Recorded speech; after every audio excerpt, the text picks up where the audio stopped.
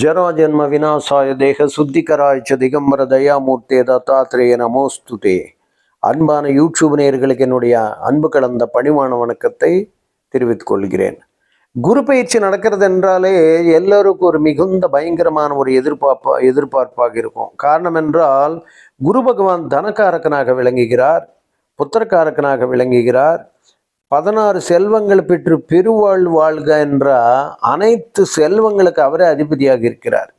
அதனால்தான் ஒரு குரு பயிற்சி நடக்கிறது என்றால் எல்லோருக்கும் ஒரு எதிர்பார்ப்பு. அதாவது எந்த வருஷம் அதை நமக்கு கல்யாண காட்சி நடக்காதா, நம்மளுடைய உத்தியோகத்தில் ஒரு மிகப்பெரிய உயர்வான நிலை வராதா, நம்மளோட தொழிலில் எதிர்பாராத ஒரு அதிர்ஷ்டம் கிடைக்காதா, இந்த வருஷம் அதை நம்ம வெளிநாட்டுக்கு செல்ல மாட்டோமா, அல்லது மேற்படிப்புக்காக நம்ம முயற்சி பண்ணும்போது எந்த வருஷம் அதை நமக்கு கிடைக்காதா, அல்லது மிகப்பெரிய ஒரு அரசாங்க உத்தியோகம் ஐஏஎஸ் ஐபிஎஸ் போன்ற பதவிகள் நமக்கு கிடைக்காதா, இந்த மாதிரி ஒவ்வொரு மனிதனுக்கு தனிப்பட்ட விருப்பங்கள் இருக்கும் அல்லவா. அந்த விருப்பங்கள் நிறைவேற்றக்கூடிய ஆற்றல் குரு பகவான் இடத்துல மட்டும்தான் இருக்கும். காரணம் என்றால் நவக்கிரகங்களையே தலை சிறந்த ஒரு சுபக்கிரகம் என்று சொன்னால் அது குரு பகவான் மட்டும்தான். அதனால்தான் அந்த குரு பயிற்சி என்பது மிக முக்கியத்துவமாக இந்த பயிற்சியாக நம்ம பார்க்கப்படுகின்றது. எதிர் வருகின்ற மே 15ஆம் தேதி குரு பயிற்சி நடக்க போகின்றது. கிட்டத்தட்ட ஒரு வருஷம் குரு பகவான் ஒரு ராசியில் சஞ்சாரம் பண்ணுவார். இப்போது பார்த்தோம்னா அவர் பிரசன்ட் நமக்கு ரிஷபத்தில் குரு பகவான் ஒரு வருஷமாக இருந்திருக்காரு. வியாழ வட்டம்னு சொல்லக்கூடிய ஒரு அற்புதமான அமைப்பில் தான் குரு இருந்திருக்காரு. இப்போ குரு பகவான் ரிஷபத்திலிருந்து மிதுனத்துக்கு செல்கிறார். இந்த ஒரு வருஷம் எத்தகையான மகத்தான் நன்மைகள் 12 ராசிகளுக்கு நடக்க போகுது. குரு பகவான் உச்சம் பெறக்கூடிய ராசின்னா கடக ராசி, குரு பகவான் நீச்சம் பெறக்கூடிய ராசின்னா மகர ராசி. குரு பகவான் ஆட்சி வீடுகளை எடுத்துக்கொண்டால் தனுசு ராசி, மீன ராசி. குரு பகவான் ஒருவரோட ஜாதகத்தில் பலமாக இருந்தார்னா தலை சிறந்த பண்புகள், அதாவது ஒரு பண்பாளராக நாம் எடுத்துக்கொண்டால் அது குரு பகவான் தான். ஒரு அறிவாற்றலுக்குடைய கிரகமாக, ஒரு தெய்வீக ஆற்றலுடைய கிரகமாக கருதப்படுகிறது குரு பகவான் தான்.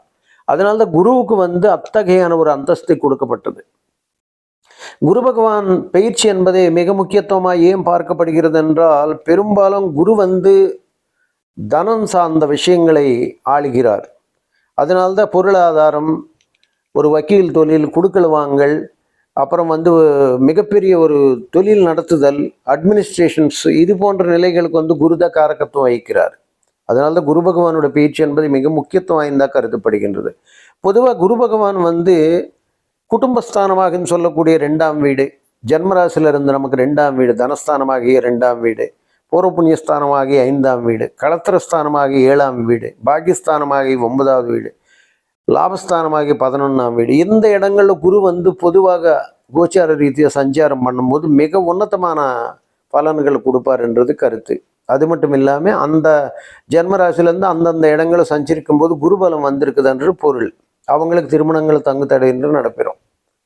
அதே போல குரு பகவான் இருக்கின்ற இடத்தை விட தன்னுடைய பார்வைக்கு அதிகமான பலம் கொண்டவராக இருக்கின்றார். அதனால்தான் குரு பார்க்க கோடி நன்மைன்னு சொல்வார்கள்.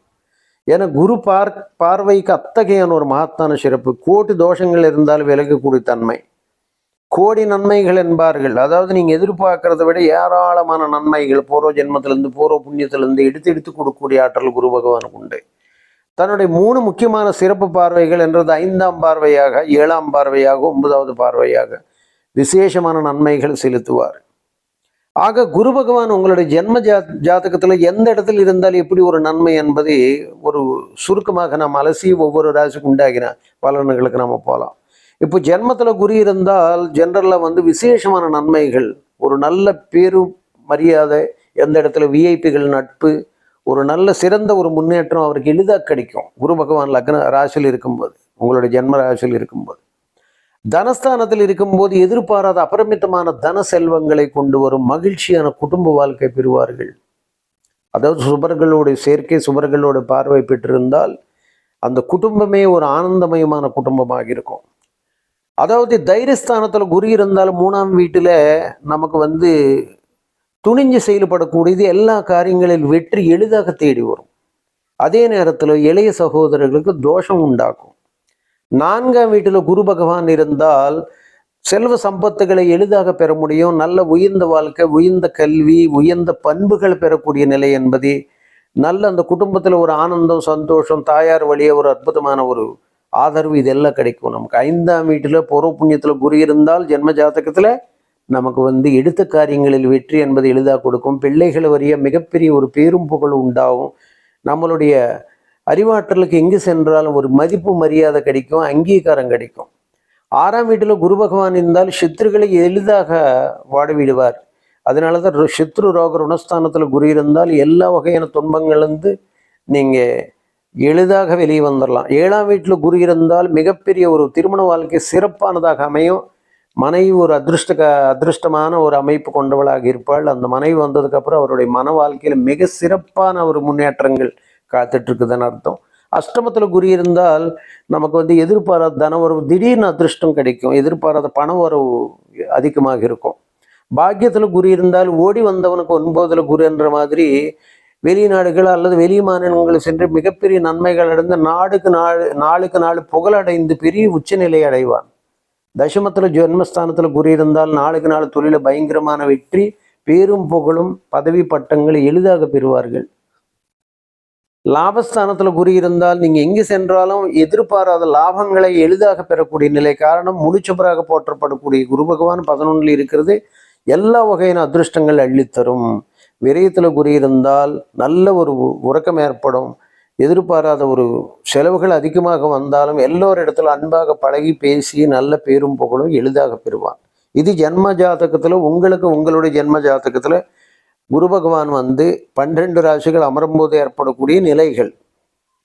இனி குரு 12 ராசிகளுக்கு எத்தகைய நன்மைகள் அள்ளித்தரப்போகிறார் அப்படின்றது நம்ம ஒவ்வொரு வீடியோவில் போய் பார்க்கலாம்.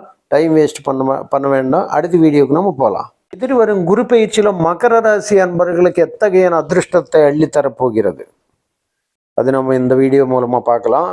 அதாவது மகர ராசி அன்பர்களுக்கு ஏற்கனவே ராசிநாதனாகிய சனி பகவான் பாவக்கிரகமாக இருக்கிறதுனால, அது மட்டும் இல்லாமல் நவக்கோள்களிலே சுபராக கருதப்படக்கூடிய குரு பகவான் நீச்சமடையக்கூடிய வீடு மகர ராசி.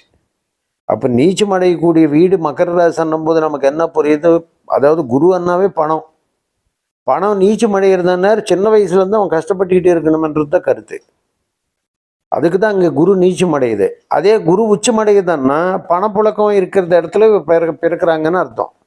பிறக்கும்போது குரு நீச்சத்தில் இருந்து ஏராளமான கஷ்டங்களை படுவாங்க. அதுவும் லக்னம் மகர லக்னம்னு சனி பகவானுடைய வீடு.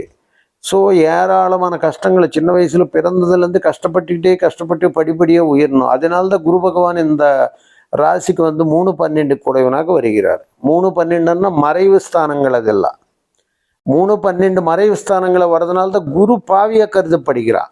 அதாவது இந்த லக்னத்தை குரு தனித்த எந்த ஒரு நன்மை செய்ய மாட்டார். லக்னத்தில் ராசியில் வேற நீச்சம் அடைகிறார்.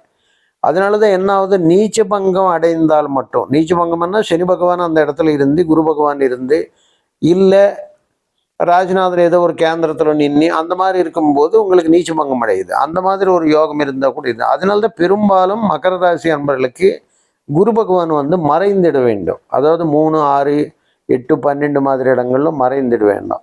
இதில் உங்களுக்கு 8ஆம் 7ஆம் வீட்டில் உச்சமடைகிறார்னு வச்சுங்க, ஒரு பேச்சுக்கு சொல்கிறார். ராசியில் நீச்சமடைந்தார் குரு பண்புகளை எங்கேயும் போகாது. இயல்புற ரொம்ப குரு நல்லவர் அல்லவா? அதனால தான் அந்த இடத்துல நீச்சமடைந்தால் கூட ரொம்ப ஏழ்மையிலிருந்து நல்ல உன்னதமான கொள்கை கூட பெரிய நிலையில் வருவார். அதே 7ல் உச்சம் பெற்றாலும் கூட மிகப்பெரிய உயர்ந்த நிலையில் அடைந்த அதிகாரம், பதவி, அந்தஸ்து, உயர்ந்த நிலைகள் அடைந்து நல்ல ஒரு செல்வாக்கு அடைவார். ஆனால் திருமண வகையில் கணவன் மனைவிக்குள்ள ஒற்றுமை, கருத்து வேறுபாடு போன்ற ஏதோ ஒரு குழப்பத்தில் குறையோடு வாழ வேண்டிய சூழ்நிலை என்பது ஏற்படும். அம்சயோகம் ஏற்பட்டு ராஜயோகத்தின் மூலமாக மிகப்பெரிய உயர்ந்த நிலைகள் அடைந்தாலும் திருமண வகையில் பாதிப்பு தரும்.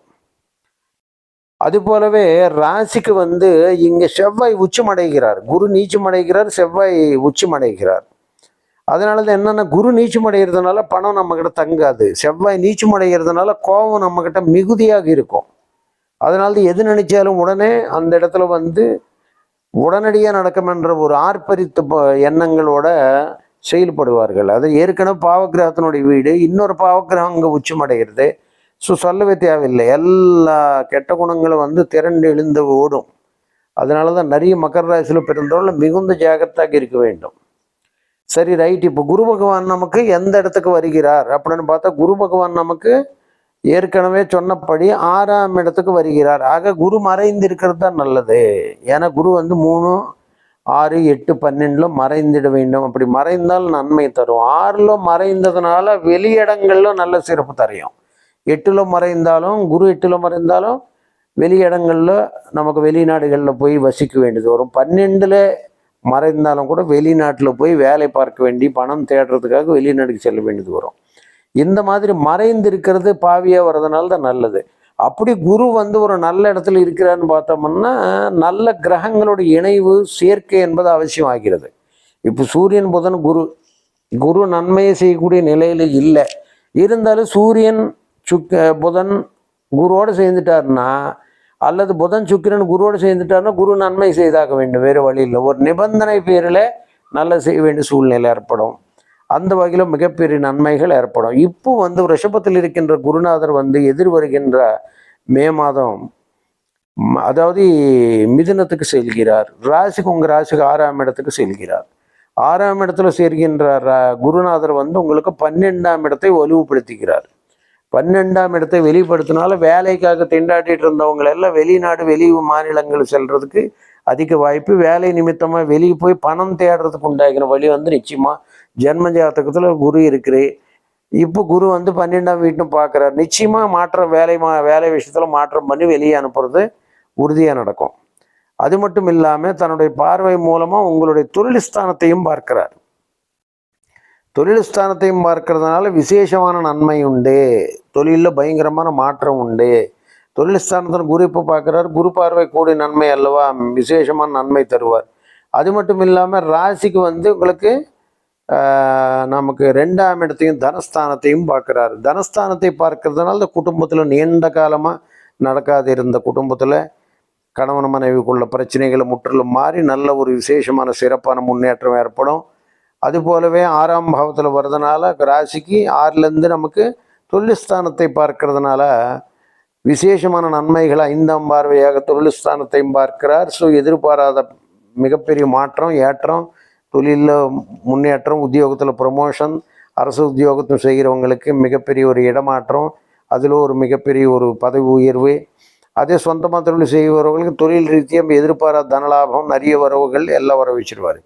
அது மட்டும் இல்லாமல் அவர் நமக்கு உங்களுக்கு ஜாதகத்தில் நம்ம 12ஆம் இடத்தையும் பார்க்குறார். ஐன சுகம்னு சொல்லுவோம். குரு பகவான் 12ஆம் இடத்தையும் பார்க்கறதுனால வெளிநாடு வெளி மாநிலம் உத்தியோக நிமித்தமாக வெளியே செல்லக்கூடிய நிலைகள் ஏற்பட்டு நல்ல முன்னேற்றம் என்பது ஏற்படும். பணம் எதிர்பாராத தனயோகம் கொடுக்கும். ஆக மொத்தத்தில் இந்த குரு பயிற்சி என்பது மகர ராசி நம்மளுக்கு மிகப்பெரிய நன்மை செய்யும். ஏன்னா சனி பகவான் நமக்கு ராசிக்கு 3ஆம் பாவத்தில் போய் குரு வீட்டில் செல்கிறார். சனி 3ஆம் வீட்டில் இருக்கிறதே மிகப்பெரிய ஒரு அதிர்ஷ்டத்தை அள்ளித்தரும் மகர ராசி நம்மளுக்கு. 2ஆம் வீட்டில் ராகு இருக்கிறதுனால தான் நாகதோஷத்துக்குள்ள வருகிறார்கள். இடுக்கும் காரியங்களில் தடை, பணம் பற்றாக்குறை, குடும்பத்தில் சின்ன சின்ன குழப்பங்கள் எல்லாம் ஏற்படுறதுக்கு வாய்ப்பு. இது எல்லாம் இருந்தாலும் கூட குரு பகவான் நமக்கு மறைவு ஸ்தானத்தில் நின்று மகர ராசிக்கு பாவியாக இருக்கிறதுனால தான் குரு பகவான் மறைய வேண்டும். ஏன்னா 3, 12 கூடவனாக வருதுனால தன்னுடைய இயல்பு என்பதே நமக்கு மறைந்திருந்தால் மாற்ற நன்மை செய்யும். ஆக உங்கள் ஜென்ம ஜாதகத்தில் குரு மறைந்திருந்தால் நன்மை செய்யும். இல்லை இப்போ இது பார்வை பலத்தால் விசேஷமான நன்மை அள்ளித்தரும். இதன் விளைவாக மகர ராசி நம்மளுக்கு கொடுக்கல் வாங்கல நல்ல முன்னேற்றம் என்பது ஏற்படும். சுய முயற்சிகள் மூலமாக எதிர்பாராத தனயோகம் என்பது ஏற்படும். பூமி சம்பந்தமான விஷயத்தில் எதிர்பாராத ஒரு அதிர்ஷ்டம் தேடி வரும். வண்டி வாகனங்கள் வாங்கக்கூடிய பாக்கியம் ஏற்படும். பிள்ளைகள் வெளியே செல்லக்கூடிய ஒரு பாக்கியம் என்பது ஏற்படும். கடன்கள் முற்றிலும் யாவும் கட்டி நமக்கு விசேஷமான கோர்ட்டு வழக்குகள்லேருந்து வெற்றி தரும். பூர்வீக சம்பந்தமான சொத்துக்களில் இழுபறி இனி நீடிக்காது. வெற்றி என்பது உறுதியாகும். கணவன் மனைவி வகையில் நமக்கு வெளிநாடுக்கு சென்று சம்பாதிக்கக்கூடிய பாக்கியம் என்பது ஏற்படும். அதுபோலவே சூரியன் தகப்பன வழியாக வர வேண்டிய சொத்துக்கள் நமக்கு மறைந்திருந்தாலும் கூட தேடி வரும். பாக்கியம் பல மடங்கு உயரக்கூடிய நிலைகள் என்பது ஏற்படும். தொழிலில் ஏற்கனவே தடுமாறிட்டு இருந்த நிலைகளை முற்றிலும் மாறி யோக பலம் கூடி வரும். ஆக பூமி சம்பந்தமான லாபங்கள் 4-11 கோடி செவ்வாய் வர்றதுனால பூமி மூலமாக தன லாபம், எதிர்பார்த்த அதிர்ஷ்டம், ரியல் எஸ்டேட் தொழிலில் உள்ளவங்க, இரும்பு சம்பந்தம் தொழிலில் உள்ளவங்க, ஸ்கிராப் பிஸ்னஸில் உள்ளவங்க, ஸ்டீல் அயன் தொழிலில் உள்ளவங்களுக்கு மிகப்பெரிய ஒரு நன்மைகள் காத்திருக்கிறது. ஆக இந்த குரு பயிற்சி மகத்தான் நன்மைகள் அள்ளித்தரும். ஆக பயப்பட வேண்டிய அவசியம் இல்லை. ஏன்னா நீங்கள் குடும்ப சீன காலத்தில் 7.5 பிடியிலேருந்து இப்போ தான் நம்ம வெளியே வரீங்க. ஆக 7.5 சனி காலத்தில் நீங்கள் பட்ட எல்லா அனுபவங்கள், துன்பங்கள், துயரங்கள், வாக்கியத்தால் விவரிக்க முடியாத எல்லா பிரச்சனைகளும் இந்த மீண்டு வெளியே வந்துடுவீங்க. இனி தொட்டது பூரா சிறப்பாக நடக்கும், நினச்சது பூரா நடக்கக்கூடிய ஒரு அதிர்ஷ்டமான காலமாக நம்ம சொல்லலாம். சர்வேஜனா சுகினோ பவந்து.